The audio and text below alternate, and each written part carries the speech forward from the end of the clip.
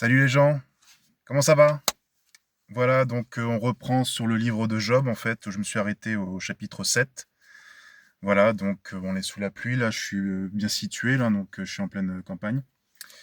Je suis plus à l'aise, je suis dans ma bulle, quoi. Donc voilà, donc je continue. Donc on était arrêté justement justement, comment dire, Job justement qui se plaint de sa situation, qui souhaite la mort en fait il veut mourir et donc il ne peut pas supporter que tout lui est ravi par Dieu, quoi.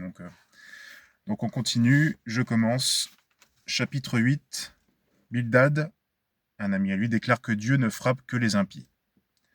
Alors Bildad de Choix prit la parole et dit: Jusqu'à quand tiendras-tu ces discours? Et tes paroles seront-elles un souffle de tempête? Est-ce que Dieu fait fléchir le droit, ou bien le Tout-Puissant fait-il fléchir la justice? Si tes fils ont péché contre lui, il les a livrés à leur transgression. Pour toi, si tu as recours à Dieu, si tu implores le Tout-Puissant, si tu es droit et pur, tout aussitôt il veillera sur toi. Il rétablira la demeure de ta justice. Ton premier état sera peu de choses, tant le suivant sera considérable. Demande donc aux générations antérieures et sois attentif à l'expérience de leur père. Car nous sommes d'hier et nous ne savons pas, puisque nos jours sur la terre sont une ombre. Eux ne vont-ils pas t'enseigner, te parler, et de leur cœur tirer tes paroles? Le papyrus croît-il hors des marées? Le jonc grandit-il sans eau? Encore tendre, sans qu'on le coupe, il sèche avant toute herbe. Telles sont les voies de tous ceux qui oublient Dieu. L'espérance de l'impie périra. Sa confiance n'est qu'un fil, son assurance maison d'araignée. Il s'appuie sur sa maison et elle ne tient pas. Il s'y attache et elle ne reste pas debout. Il est rempli de sève en plein soleil. Ses pousses s'étendent sur son jardin, ses racines s'entrelacent aux pierres. Il s'étend au sein du roc. Si on l'enlève de sa place, celle-ci le renie. Je ne t'ai jamais vu, voilà le fruit joyeux de sa conduite. Et du sol d'autres pousseront. Non, Dieu ne dédaigne pas le parfait, il ne tend pas la main au malfaiteur. Un jour il remplira de rire ta bouche, et tes lèvres de cris d'allégresse. Tes adversaires seront couverts de honte, et la tente des méchants ne sera plus. Chapitre 9. Réponse de Job devant le Tout-Puissant, impossible de se justifier, qu'il ait pitié. Alors Job prit la parole et dit: Assurément je sais qu'il en est ainsi. Comment l'homme peut-il se justifier envers Dieu? S'il lui plaît de disputer avec lui, il ne lui répondra pas une fois sur 1000. Contre le sage en son cœur, robuste et fort, que ses roidis est resté sauf, que ses raidis est resté sauf. Il déplace les montagnes à leur insu, il les renverse dans sa colère, il fait bondir la terre hors de sa place, et ses colonnes tremblent. Il commande au soleil, il ne s'élève pas, et sur les étoiles il met un sceau. Il étend les cieux à lui seul, il les chemine sur les hauteurs de la mer. Il a créé la grande ours Orion, les Pléiades et les chambres du midi. Il fait des choses grandes qu'on ne peut sonder, et des prodiges qu'on ne peut compter. Voilà qu'il vient sur moi, et je ne le vois pas. Il passe, et je ne l'aperçois pas. Voilà qu'il ravit une proie, qu'il repoussera, qui lui dira: Que fais-tu? Dieu ne retient pas sa colère. Sous lui s'inclinent les auxiliaires de Rahab. Combien moi, combien moi, pourrais-je lui répondre? Choisis les paroles que je lui dirai. Si ayant raison je ne reçois pas de réponse, implorai-je la clémence de mon juge? Quand j'appellerai et qu'il me répondit, je ne croirais pas qu'il eût écouté ma voix, lui qui me broie dans la tempête et multiplie mes blessures sans motif, qui ne me laisse pas reprendre haleine parce qu'il me rassasie d'amertume. S'agit-il de force? Le robuste, c'est moi, dit-il. S'agit-il de droit? Qui m'assignera? Aurais-je raison? Ma bouche me condamnerait. Serais-je parfait? Elle me déclarerait pervers. Suis-je parfait? Je ne me connais pas moi-même. Je méprise ma vie. C'est unique. C'est pourquoi j'ai dit: parfait et méchant, il les extermine. Si le fléau donnait soudain la mort, il s'amuse à éprouver les innocents. Un pays est livré aux mains d'un méchant. Il voile la face de ses juges. Si ce n'est pas lui, qui est-ce donc? Mes jours sont plus rapides qu'un coureur. Il fuit sans avoir, pardon. Il fuit sans avoir vu le bonheur. Il passe comme des barques de joncs, comme l'herbe qui fond sur sur sa pâture. Si je dis: je veux oublier ma plainte, changer de visage et être gai. Je redoute toutes mes douleurs, je sais que tu ne me tiendras pas pour innocent. Je serai jugé coupable, pourquoi prendre une peine inutile? Quand je me laverai dans la neige, quand je purifierai mes mains avec de la lessive, tu me plonges dans un bourbier, et mes vêtements m'ont en horreur, car il n'est pas un homme comme moi pour que je lui réponde, pour que nous entrions en jugement l'un avec l'autre. Il n'y a pas d'entre nous d'arbitre qui pose sa main sur nous deux, qu'il retire sa verge de dessus de moi, que cette erreur cesse de m'épouvanter, alors je parlerai sans le craindre. Puisqu'elle n'est pas ainsi, je reste seul avec moi-même. Chapitre 10. Mon âme est dégoûtée de ma vie, à moi de me plaindre. Je parlerai dans l'amertume de mon âme. Je dirai à Dieu, ne me juge pas coupable. Apprends-moi sur quoi tu m'intentes une action. Trouves-tu du bon d'opprimer, de dédaigner l'œuvre de tes mains, de t'épanouir devant le conseil des méchants? As-tu des yeux de chair, ou bien vois-tu comme voient les hommes? Tes jours sont-ils comme les jours des hommes, ou bien tes années comme les années d'un humain?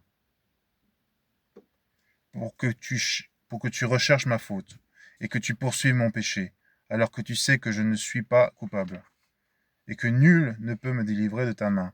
Tes mains m'ont façonné et fabriqué pour aussitôt entièrement me détruire. Souviens-toi donc que tu m'as travaillé comme de l'argile, et à la poussière tu m'as ramènerai.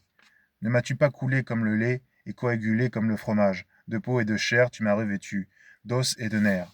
Tu m'as tissé, vie et grâce tu m'as accordé, et tes soins accordaient mon souffle.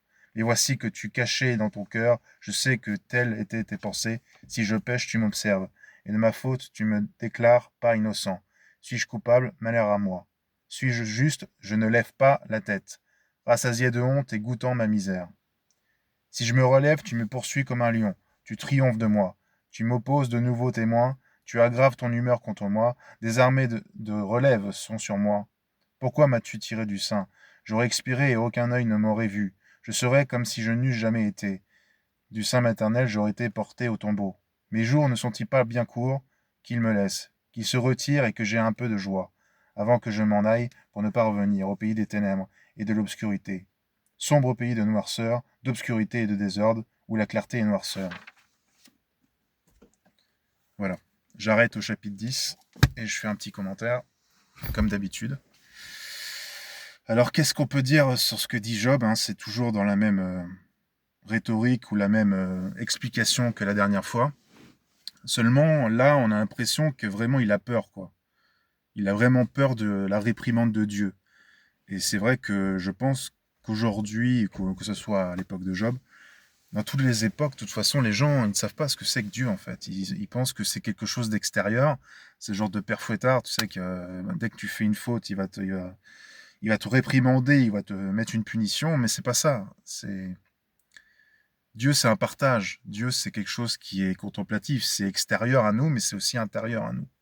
Et Job, pour lui, c'était tout extérieur. Parce que Job avait une grande crainte de Dieu, mais elle était, comme je le disais la dernière fois, superficielle.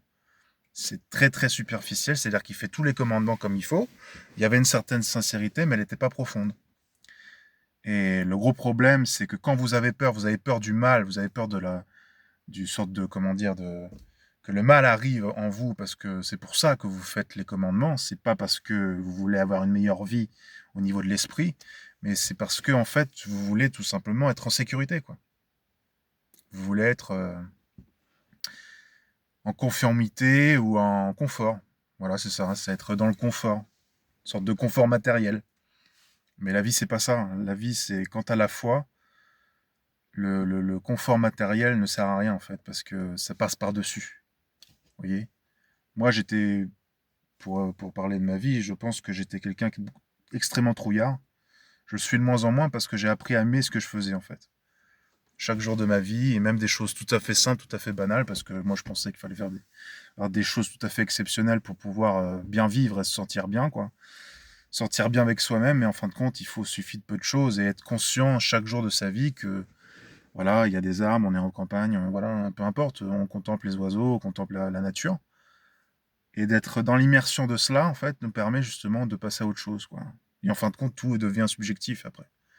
Tout devient subjectif. Mais lui, il était très intéressé par les biens matériels, par sa famille, par son argent. Voilà. Donc, mais même s'il y avait de l'amour en Dieu, mais il y avait beaucoup de peur, si vous voulez, de péché, mais il n'y avait pas vraiment un amour profond, quoi. Et c'est ça qui manque. C'est le problème de l'honnêteté, c'est d'avoir une relation intime, profonde avec Dieu. Et Job, son problème, c'était ça. Comme je dis la dernière fois, je répète, mais c'est très important. Et le fait d'avoir peur, mais d'oublier de s'aimer soi-même, ça c'est très très très très très important.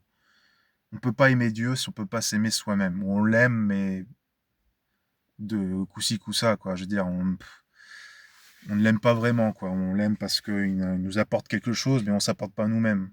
On a peur de sa réprimande, parce qu'à l'époque, on a beaucoup plus peur de Dieu qu'aujourd'hui. On a peur voilà, de sa punition, de son courroux, mais on n'a pas peur de soi, quoi.